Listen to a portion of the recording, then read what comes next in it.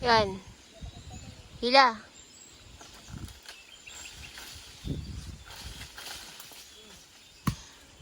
Ay, hindi na ba yan?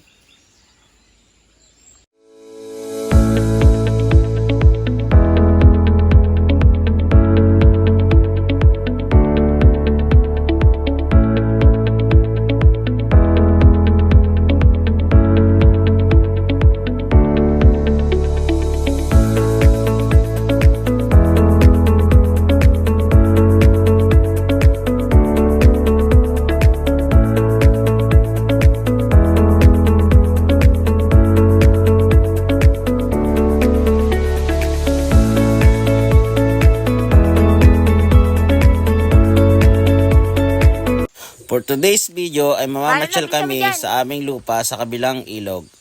Titingnan namin kung anong mga tanim ang meron doon ngayon at baka pwedeng maputi. At the same time, maghahanap na rin kami ng pang-ulam. At kung makikita nyo ako dyan, ako'y tumatawid sa tulay. Ayan guys, papunta muna kayo sa aming Hacienda de Babasa. Bibisita kami.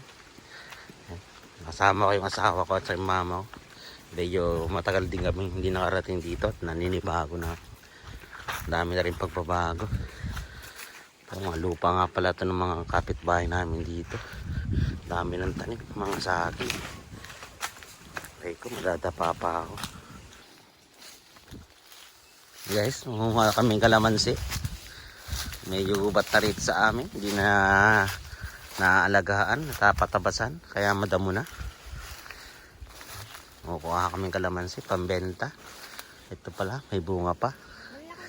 Medyo magubat na, hindi na siya naalagaan.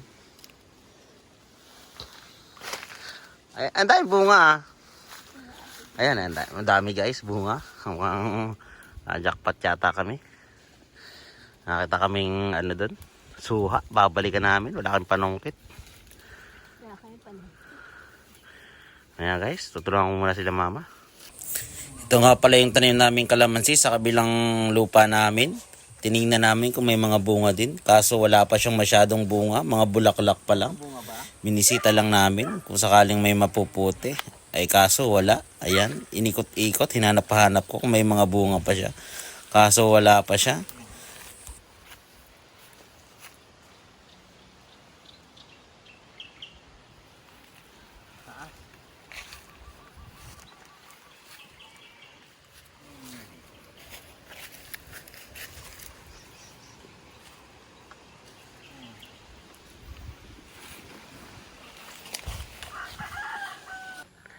Siya, yung mag-ina. Nabenta na nga pala yung dalawa namin. Sila niya naiiwan, mag-ina. Ayan. Lungkot siya. Ay ko. Yan nga pala yung mag-ina naming baka. Medyo magubat na dito sa amin ngayon.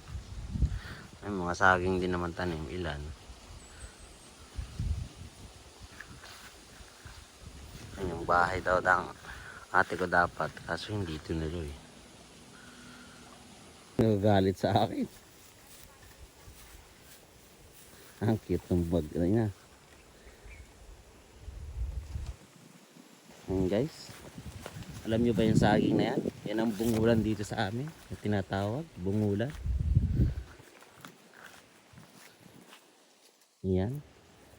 Ganyan siya ang bunga. Yan yung green pa rin. Green ay hinog na.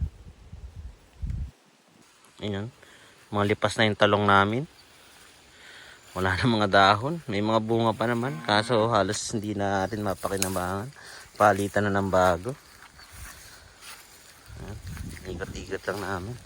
May mga gabi nga pala dito. Tinanim ni Papa. Sarap yan laing. Tinatagpasan ng mama. Magubat na rin. Ito, ano ito? Kamote. Ang talpos ng kamote. Ewan kung pwede nang kainin yan. May laman na yan. O, yung violet pala yan. Masarap yan. Paborito ko yung violet na laman.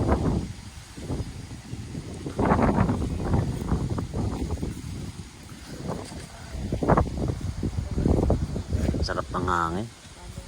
Sa, ay, relax na relax ay. Diyan nga, makikita busy-busy kami ni Mama pagkuha ng talbos ng balinghoy.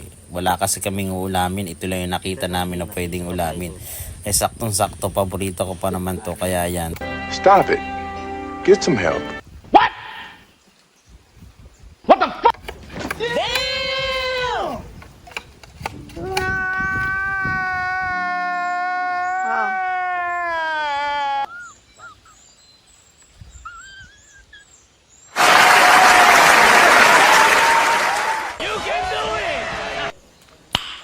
Nice.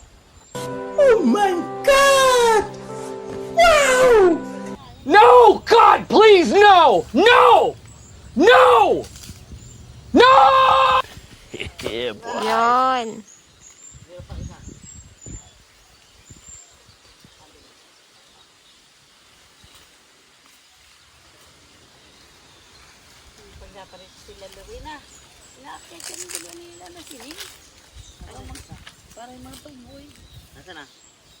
Ayun o, Mal.